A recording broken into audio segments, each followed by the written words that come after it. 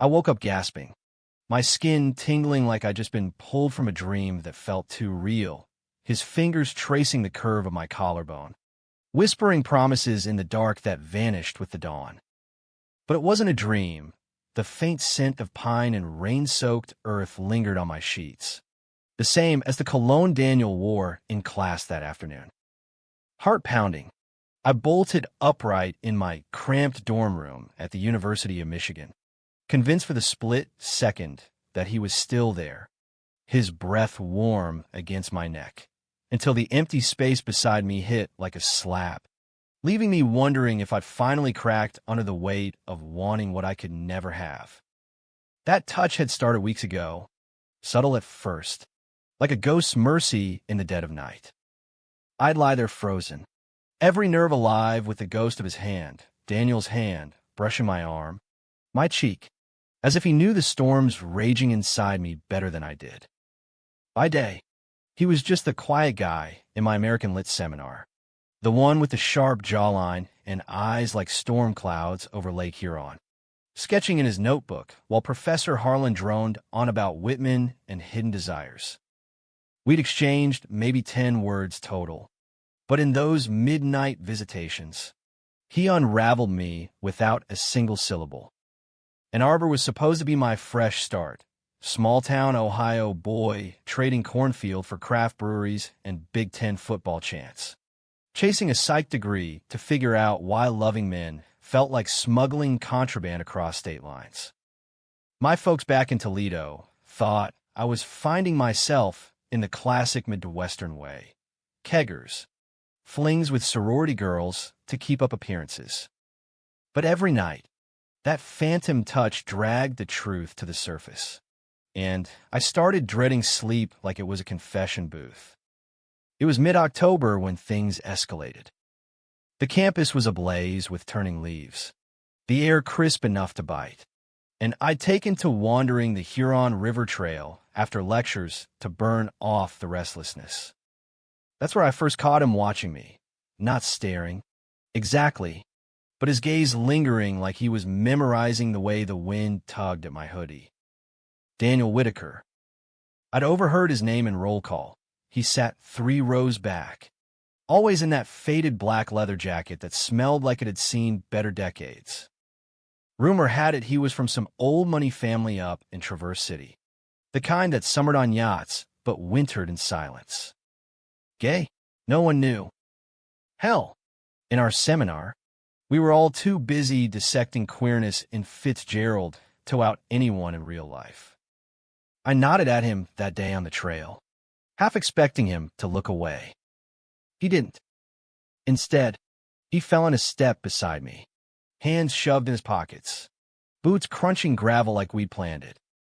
"Rough paper on Gatsby?" he asked, voice low and gravelly, laced with that northern Michigan drawl that made vowels stretch like taffy. I laughed, too loud, nerves jangling. Yeah. Kept circling back to the green light like, what if it's not hope, but just another lie we tell ourselves? God, I sounded like a freshman philosophy major.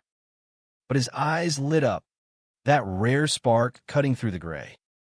Or maybe it's both, he said, kicking a pebble into the river. The lie that keeps the hope alive. We walked like that for an hour, trading quotes and silences, the kind that didn't need filling. By the time we looped back to the quad, my chest felt lighter, like he'd siphoned off some of the midnight ache. That night, the touch came fiercer, his palm flat against my chest, steadying a heartbeat I swore he could feel from across campus. From there, it snowballed. Study sessions in the undergrad library turned into late-night diner runs at Angelo's, where the fluorescent lights buzzed like fireflies and the pie was always warm. Daniel opened up in fragments. His mom had died when he was 12, leaving him and his dad in a house full of ghosts. He sketched to keep the silence at bay, filling margins with charcoal waves crashing against impossible shores. I spilled my own guts, growing up queer in a Bible Belt suburb where fag was the punchline to every joke, dating girls to dodge the whispers. The first time I kissed a guy behind the bleachers at homecoming and tasted freedom laced with terror. You're braver than you think. Alex, he murmured one night over cooling coffee, his knee brushing mine under the Formica table. The contact sent sparks up my spine, mirroring those nocturnal grazes. I wanted to ask if it was him, if he'd somehow slipped into my room, past the RA's watchful eye, to trace apologies on my skin for all the words we couldn't say. But fear glued my tongue. What if admitting it shattered the fragile thing blooming between us? By Halloween, we were inseparable. The campus rumor mill churning. Whitaker's got a shadow now, some Ohio kid with a killer smile. Parties blurred into stolen moments, his hand on the small of my back in crowded basements, guiding me through throngs of drunk undergrads, quiet hikes up to the arboretum where we'd lie on our backs, watching contrails etch the sky like unanswered prayers. The touches at night grew bolder, almost desperate, fingers weaving through my hair, a thumb swiping tears I hadn't realized I'd shed in sleep. I started leaving my window cracked, half hoping, half dreading he'd appear for real. But cracks formed early. Daniel vanished for days at a stretch. Phone going dark. Excuses thin as autumn frost. Family stuff. I'd pace my room, replaying our last conversation, a heated debate over dinner about coming out. Me pushing that silence was complicity, him countering that some closets were built to protect, not imprison. Not everyone's got your steel. Alex, he'd said, voice edged with something raw, almost accusatory. That night, the touch came as a shove, phantom hands pinning my shoulders, breath hot and ragged against my ear, like he was fighting himself as much as me. Thanksgiving loomed like a guillotine. I was headed back to Toledo, stomach knotted tighter than the turkey my mom would overcook. Daniel drove me to the Greyhound station, the radio humming low with Springsteen, fitting. All that blue-collar heartache. We parked in a lot, engine ticking cool, and he turned to me, eyes shadowed under the sodium lamps. This doesn't have to end, he said, and before I could parse it, his lips were on mine, soft, tentative, tasting of mint and unspoken fears. The world narrowed to that kiss, fireworks exploding behind my eyelids. The midnight touches suddenly explained. Alive, real. I pulled back, breathless. Why the games? The nights, it's you, isn't it? Sneaking in, touching me like I'm fragile glass. His face crumpled, a storm cloud bursting. Alex, but the bus horn blared, and he just gripped my hand, knuckles white. We'll talk when you're back. Promise. Ohio was purgatory. Family dinners dragged. My dad's jokes about city boys turning soft, landing like punches. My sister's knowing glances over pumpkin pie, the only lifeline. I texted Daniel nonstop. Miss you. Can't sleep without your ghost. And his replies trickled in. Miss you more. Hold on. But the touches stopped cold, leaving me adrift in a bed that felt vast and accusing. Back on campus, he was waiting at the dorms, arms loaded with takeout from Zingerman's, bagels and lox. My weakness.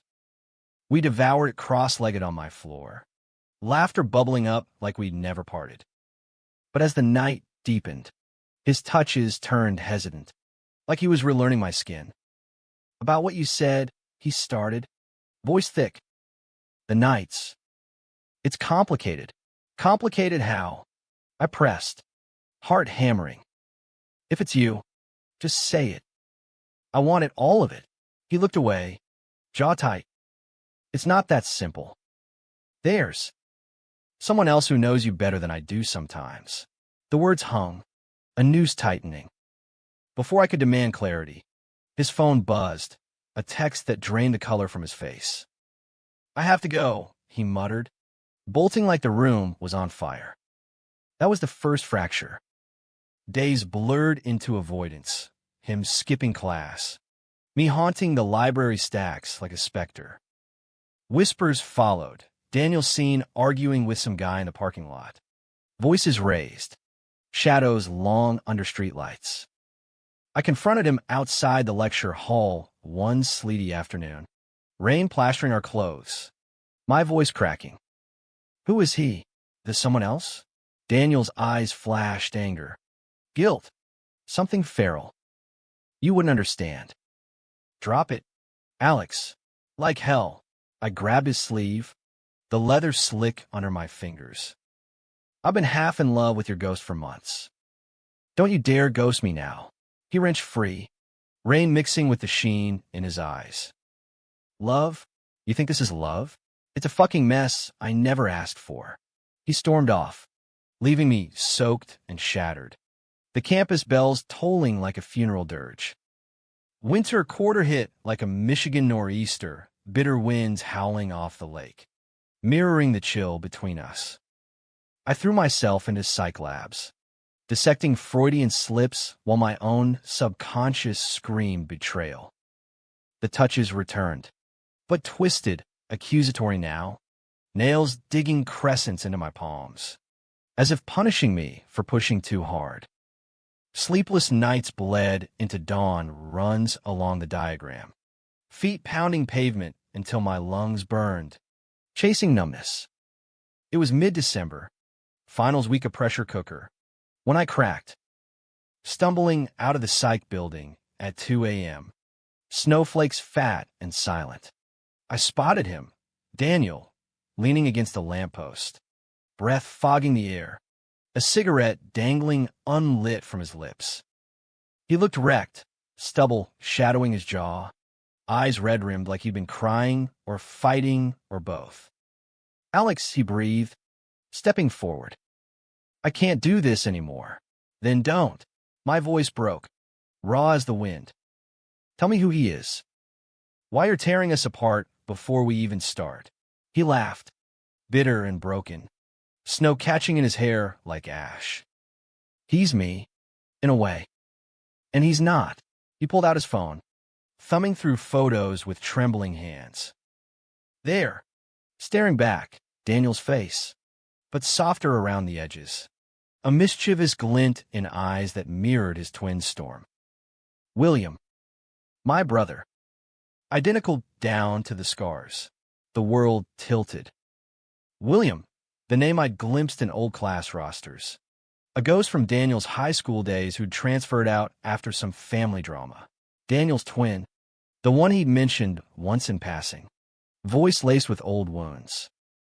We were inseparable until we weren't, he'd said. He takes after Mom, wild, reckless. I got Dad's walls, but this? The photo showed William grinning in a Traverse City Beach shot, arms slung around a younger Daniel, both sun-kissed and carefree. My mind reeled, piecing fragments, the cologne that lingered, the touches that knew my fears before Daniel voiced them, the vanishings that aligned with William's rumored returns to town. He's been helping, Daniel confessed, voice barely above the snowfall. Ever since I told him about you. He sees things I can't, how to reach you without breaking everything. But it's gone too far. He's in love with you too, Alex. Or thinks he is. The confession landed like a sucker punch. Betrayal? No, worse. A mirror held up to my own tangled heart, reflecting desires I'd buried under loyalty. William, the phantom lover who'd cradled me through nightmares, now a rival in flesh and blood. And Daniel, my anchor, complicit in the deception. You let him, I whispered, stepping back, snow crunching like glass underfoot. Touch me? In my bed, my dreams, while you watch from the sidelines. Not watched. Daniel's face twisted, anguish carving lines too deep for 21. He'd slip in after I bailed. Those nights I couldn't face you. Said it was mercy, keeping you close until I manned up. But it's poison. Alex, we're poison. Rage boiled up, hot and righteous, mingling with the pity twisting my gut. You think this is mercy? It's violation. A goddamn twin swap like we're characters in some twisted Lifetime movie. I shoved him. Hard once. Twice. His back hitting the lamppost with a thud that echoed my fracturing heart. I trusted you. Both of you. Apparently. He didn't fight back. Just took it. Snow melting into rivulets down his cheeks. I know. God. I know. That's why I have to end it. For all of us. But ending it, that was the lie we both clung to. Even as the storm raged on. The fallout was biblical. Plagues of silence. Locusts of unanswered texts devouring what little trust remained. I ghosted them both, barricading myself in the dorm with black coffee and case studies on dissociative identity, as if Freud could unpack the double helix of their deception. Ann Arbor's winter gripped tighter, gray skies pressing down like judgment, and every corner held echoes. The bench by the river where Daniel had first kissed my knuckles. The library corral scratched with William's initials from some long-ago prank. They'd shared everything once, clothes, secrets, even my unwitting affections, and now it festered. A wound suppurating with what-ifs. William reached out first, a week into the deep freeze. A knock on my door, hesitant as a heartbeat, and there he stood, not the specter of my nights, but solid, shivering in a peacoat too thin for the gale. Identical to Daniel, yet not, his hair longer, curling at the collar, a scar bisecting his left eyebrow from skateboarding wipeout Daniel had dodged, eyes holding a reckless fire where Daniel's burned steady.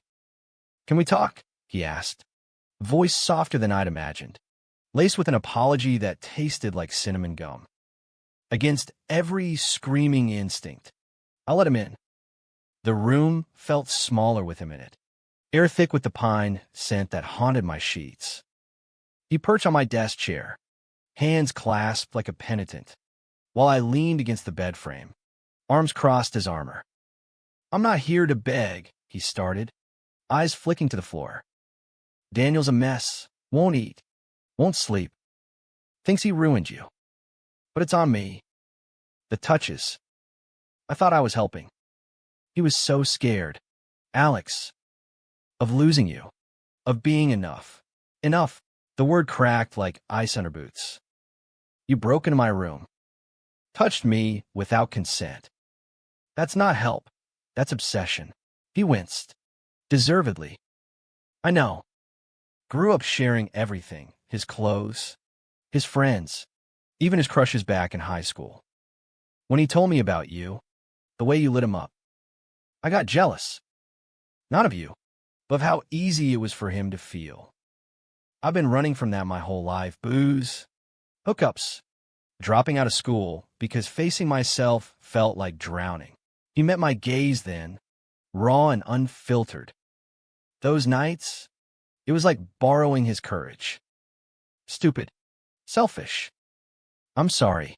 His words wormed in, stirring the pity I'd tried to drown. William was the wild card, the one who'd fled Traverse City after their mom's overdose, pills washed down with cherry wine, leaving a family splintered like driftwood. Daniel had stayed, shouldering the blame, while William chased oblivion in dive bars from Detroit to Chicago. Yet here he was, owning his wreckage, and damn if it didn't mirror my own buried shames. Why you? I pressed, voice steadier than I felt. Why not let him figure it out? Because he's always protected me, William said simply. From Dad's rages, from the whispers after Mom. Thought I could return the favor. But I crossed lines. Made it about me. We talked till dawn crept in. Gray light filtering through frost-laced windows. Him spilling tales of twin telepathy turned toxic. Me admitting how those touches had been my lifeline in a sea of self-doubt. No absolution, but a fragile truce. He'd back off, give Daniel space to rebuild. As he left, he paused in the doorway, snow swirling behind him. He's worth it, Alex. The mess and all. Daniel came next.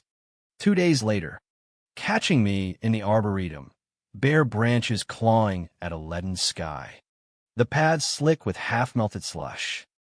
I'd gone there to think, or not think, pacing the loops where we'd once lain tangled in whispers. He emerged from the pines like a specter, bundled in that leather jacket, hands outstretched like a supplicant. "Don't run," he pleaded, voice hoarse from disuse. "Please." I stopped, breath clouding between us. "What do you want, Daniel? Forgiveness?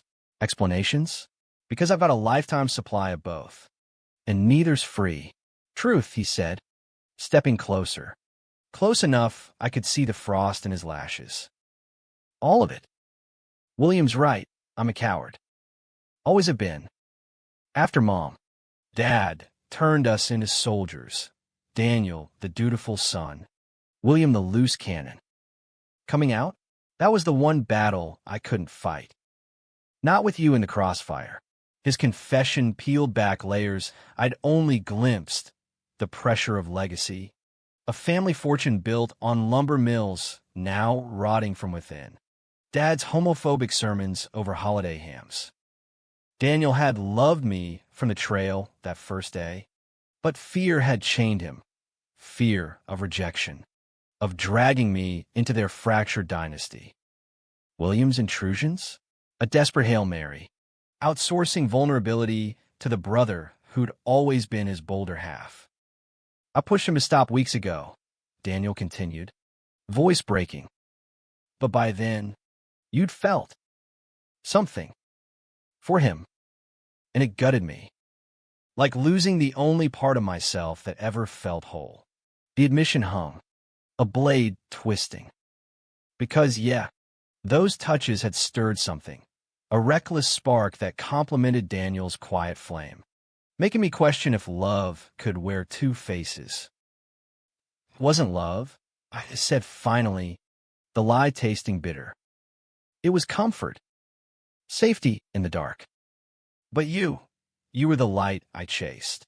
He closed the distance then, tentative, his gloved hand cupping my cheek, cold leather warming against my skin.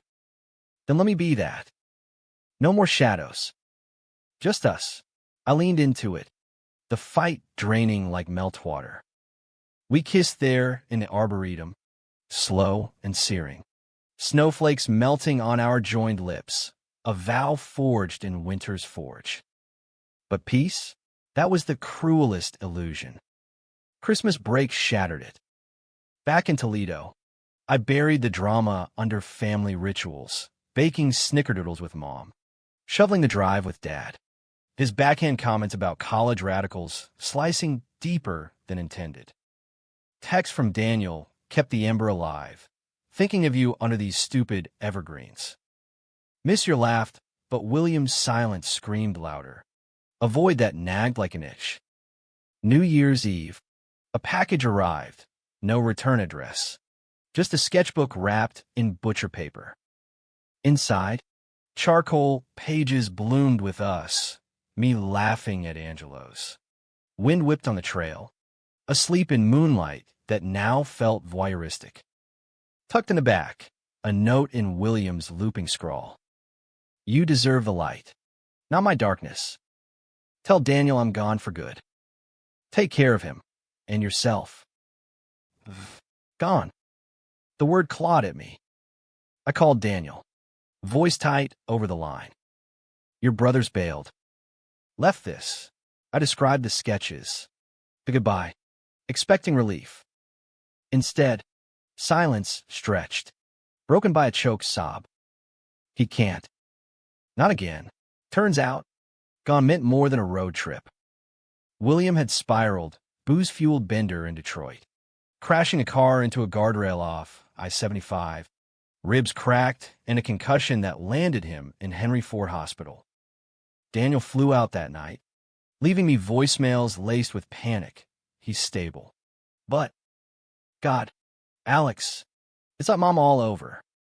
I booked the next bus, heard a war drum, the twins' bond pulling me into the fray whether I wanted it or not. The hospital was a sterile purgatory, beeping monitors. Fluorescent hum. The scent of antiseptic masking despair. Daniel paced the waiting room, hollow-eyed, while I held his hand, thumb tracing circles like those phantom nights. William lay bandaged in the room, pale against starched sheets, but awake, eyes flicking to us with a ghost of that reckless grin. "Family reunion," he rasped, voice scraped raw. "Didn't mean to crash the party." Daniel lunged forward, gripping the bed rail. "You idiot." "Why? After everything." "After everything," William echoed. Softer. "I couldn't watch you choose him and hate me for it." Easier to bow out. His gaze shifted to me. Waited. "You too. You're real." I was the echo. The words landed like shrapnel, carving truths we'd all dodged. Daniel collapsed into the chair, head in hands, while I stood frozen, the weight of their shared history pressing down. William's help hadn't been obsession, it was sacrifice. A twin's desperate bid to gift his brother happiness at the cost of his own heart. And me, I danced on the edge of both, blind to the precipice. We stayed through the night, Daniel dozing fitfully against my shoulder, William drifting in pain-med haze. Dawn broke gray over the Motor City skyline, and in that limbo, decisions crystallized. Daniel would bring William back to Ann Arbor, force family therapy with Dad, dismantle the walls brick by toxic brick. William would heal, not hide, start over at U of M, reclaim his sketches as therapy, not escape. And us, we'd build slow, honest, no ghosts, no swaps, just the messy miracle of two souls learning to hold without breaking. But high tides have their undertows. Spring quarter dawned with tentative blooms, study dates that stretched into picnics on the Nichols Arcade. Daniel's sketches now ours alone, capturing stolen glances over textbooks. William audited classes, his presence a quiet orbit, lunches where we'd laugh without the old barbs, his scar fading like old grudges. Yet shadows lingered, Dad's refusal to visit. A homophobic slur scrawled on my dorm door, anonymous but pointed. And in quiet moments, I'd catch William's gaze lingering, a flicker of what might have been, quickly doused. The real storm hit in April, under a sky bruised purple with promise. We planned a weekend up to Traverse City, Daniel's idea, a reckoning with the family manse overlooking grand Traverse Bay. Face the ghost together, he'd said, packing the trunk of his beat-up Subaru with coolers of craft IPAs and maps to hidden beaches. William begged off. "You two need this," but his eyes betrayed the lie, a twin's intuition sensing the trap. The drive was 4 hours of easy banter. Windows down, Bruce Springsteen crooning about Thunder Roads. But as we crested the dunes, the bay glittering like shattered glass, Daniel's grip tightened on the wheel. The house loomed, Victorian skeleton, paint peeling like old skin. Dad's pickup rusted in the drive. Harlan Whitaker answered the door, grizzled and granite-jawed, reeking of bourbon even at noon. "Boys," he grunted, eyeing me like an intruder. No hug for Daniel, just a nod that carried decades of unspoken indictments. Dinner was a minefield, venison stew congealing on plates, Dad's monologues on traditional values, laced with barbs about city influences turning sons queer. Daniel tensed beside me, fork scraping porcelain, while I bit my tongue bloody. But when Dad turned to me, her to the one filling his head with nonsense, something snapped. With love, I shot back, voice steady despite the quake. The kind you forgot how to give. The room erupted. Dad's chair scraped back, face purpled. "Get out. Both of you. This house ain't for freaks." Daniel stood, slow as rising dough. "Then we're done. Dad." For good. We fled to the beach that night, waves crashing like accusations. The bonfire weed lit spitting embers into the dark. Daniel broke then, sobs racking his frame as he hurled driftwood into the flames. He's all I had left. And I lost him too. I held him, salt mingling with sea spray on our cheeks. You have me. Us. That's enough. But enough? Dawn brought the call. William, missing since our departure. His apartment trashed. Phone dead. A note scrawled on the fridge. Can't watch you burn for him. Need air. Panic surged. Daniel, white-knuckling the drive back. Me scanning highways for hitchhikers with familiar curls. By evening, we found him, holed up in a dingy motel off US 23. Bottle half empty on the nightstand. Sketchpad open to a rendering of the three of us, intertwined, yet fracturing at the edges. You left, William slurred, eyes glassy.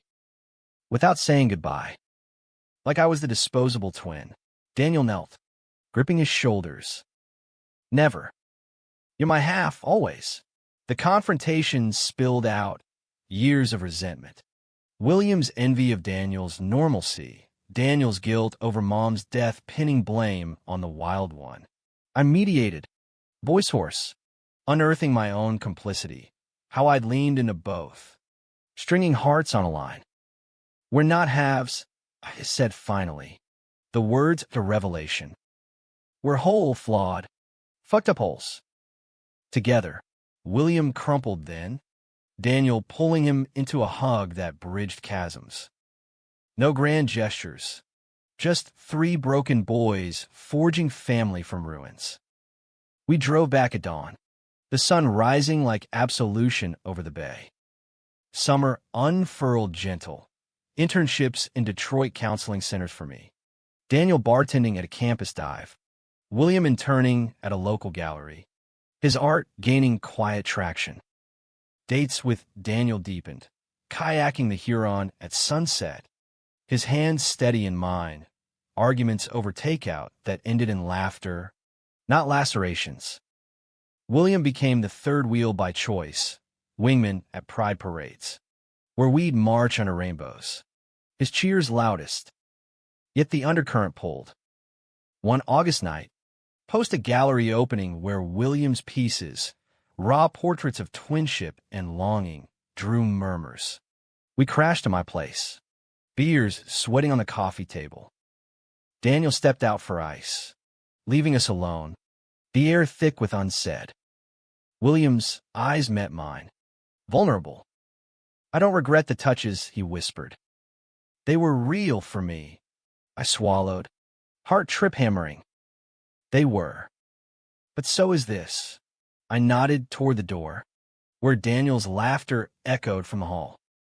He smiled, sad and sweet. Yeah, so is this. Daniel returned, oblivious, flopping between us with a grin. To us, he toasted, clinking bottles. And in that moment, under the hum of the AC and the weight of what we'd survived, I believed it. But life, that cruel dramatist, had one more act. Fall quarter roared in with crimson leaves and the thrum of change. Senior year. Capstone projects looming like storm fronts. Daniel and I settled into a rhythm. Shared apartment off State Street. Mornings tangled in thrift store sheets. Evenings debating psych theories over pad thai from nights. William crashed often, his presence a buffer against the world's edges, cooking brunches with a flair that turned eggs into art, dragging us to open mics where he'd recite poetry laced with our scars. We'd healed, or so I told myself, the twins' bond mending around me like ivy on a trellis. But ivy chokes if left unchecked. The first omen came in October, Dad's heart attack. A silent ticker finally stuttering under Bourbon's siege. Daniel got the call mid-lecture, face ashen as he bolted. William and I followed, piling into the Subaru for the hall north. The hospital in Traverse City was the same sterile beast. But Dad looked smaller now, tubes snaking his arms. Eyes sunken but sharp. Didn't think you'd come, he rasped to Daniel. Voice a gravel whisper. For closure, Daniel replied, steel in his spine. Not forgiveness. Not yet. The visit fractured us anew. Dad's apologies came halting, regrets for the walls. The slurs. The love withheld like rations in famine. Lost your mother. Then you boys to my pride. William snorted. Bitter. Pride or prejudice? But Daniel hushed him, squeezing my hand under the bed rail. We left with promises of visits. Tentative bridges over chasms. Back in Ann Arbor, the strain showed, Daniel withdrawing into sketches. Dark swirls of waves devouring figures. William hitting bars harder. His laughter brittle as autumn frost. I'd catch them arguing in whispers, old twin codes I couldn't crack, about Dad's change, whether it was genuine or just fear of dying alone. Me? I played peacemaker. But resentment simmered, their blood tie a tether I could never fully grasp, pulling them into orbits that left me sidelined. November brought the blow. A campus party at the Blind Pig, sweaty bodies grinding to indie rock, air thick with weed and regret. Daniel had a shift, so William tagged along as chaperone, his arms slung casual over my shoulders. Loosen up. Ohio, he teased, handed me a solo cup. It's not a confessional. We danced, loose-limbed and laughing, the kind of abandon that blurs lines. His hand on my waist felt familiar, too familiar, echoing those midnight mercies. When Daniel texted running late, love you, guilt spiked, but so did the spark. William pulled back first, eyes shadowed. Bad idea, he muttered, vanishing into the throng. I found him outside, chain-smoking under the marquee, rain slicking the streets. We can't, I said, joining him, the cherry glow illuminating his scar. Daniel, I know, he exhaled smoke like a sigh. Always the spare part. The vulnerability cracked me. Here was the boy who'd touched me first, not in possession, but in quiet offering, now paying the toll for our fragile peace.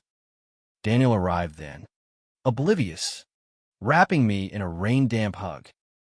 Missed you, but his eyes flicked to William, intuition flaring. The drive home was silent, tension coiling like a spring. It snapped that night. Daniel cornered me in the kitchen, voice low thunder. What happened to the pig? Don't lie. Nothing, I started, but his gaze bored through. The truth tumbled, the dance, the almost. William's retreat. Daniel's face shuddered, betrayal etching lines. After everything, him again. It's not, but he was gone, storming to William's door across the hall, pounding until it cracked open. Shouts echoed, accusations of sabotage. William hurling back about Daniel's paranoia. The twins unraveling in a cacophony of you always and I never. I intervened, pulling Daniel back, but the damage festered. Days of ice, Daniel sleeping on the couch, William ghosting classes. Counseling sessions unearthed rot, Daniel's fear that I'd always crave William's wildness. My own guilt over the pull. William's confession that he'd engineered the touches to force a choice. Any choice. Over limbo. The climax crested midterms week. A blizzard blanketing campus in wide-out fury. Daniel vanished. Phone dead. Car gone. Leaving a note. Needs space. Don't follow. Panic clawed.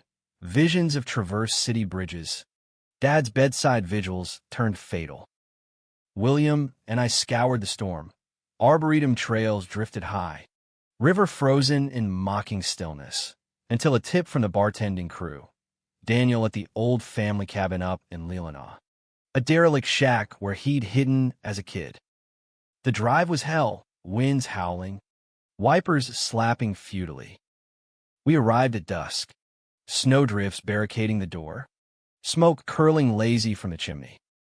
Inside, Daniel huddled by a sputtering fire, sketchpad abandoned.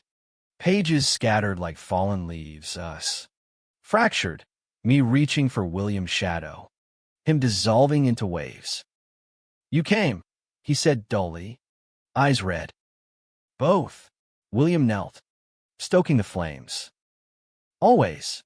Daniel laughed. Hollow. That's the curse. Can't lose one without the other dragging you down. The reckoning poured out, tears freezing on cheeks. Voices raw over the gale. Daniel admitted his terror, that our love was a house of cards. William the wind. William owned his manipulations. The touch is a bid for belonging in a family that had cast him adrift. And I love you, I told Daniel. Fierce. The steady you, the artist who sees souls. But William's part of us, like a vein in the heart. Cut him out. We bleed. Dawn broke clear. Sun gilding the snow. No epiphanies. Just exhaustion yielding to resolve. Boundaries redrawn. Therapy tripled. Dad's slow thaw a side quest. We drove back entwined, Daniel's head on my shoulder, William's hand on the gear shift. A trinity forged in fire. Graduation came swift, caps airborne under May skies. Diplomas clutched like talismans. Daniel and I moved to Chicago, him to art school at SAIC, me to a grad program in counseling, turning wounds to wisdom. William followed. Gallery gigs in Wicker Park. His exhibits drawing crowds with tales of twinship and redemption. The Bayou nights faded, but echoes lingered. A sketch on our fridge of 3 figures under stars.